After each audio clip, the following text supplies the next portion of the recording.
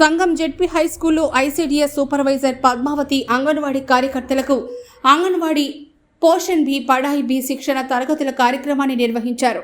ఈ కార్యక్రమానికి ముఖ్య అతిథులుగా ఐసీడీఎస్ సిడిపిఓ సునీలత, ఎంఈఓ మల్లయ్య పాల్గొని జ్యోతి ప్రజ్వలన చేసి శిక్షణ తరగతులను ప్రారంభించారు.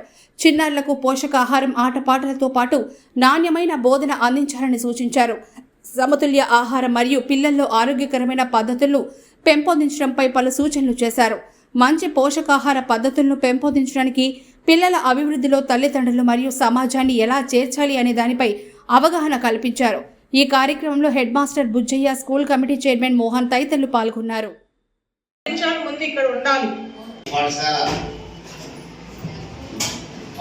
మన మండల కేంద్రమైనటువంటి సంఘం ఉన్నత పాఠశాలకు మరి ఈ యొక్క శిక్షణ కార్యక్రమం ఈ ప్రోగ్రామ్ దీని ముందు కూడా బహుశా మీరు చేస్తూ ఉంటారు.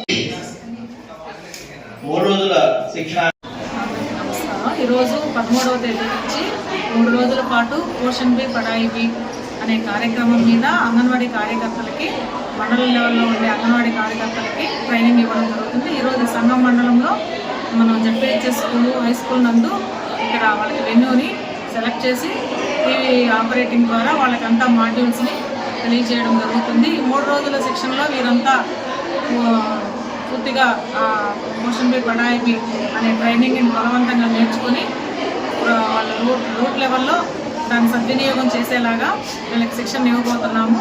ఈ కార్యక్రమానికి అందరూ కార్యకర్తలు 50 మంది హాజరయ్యారు.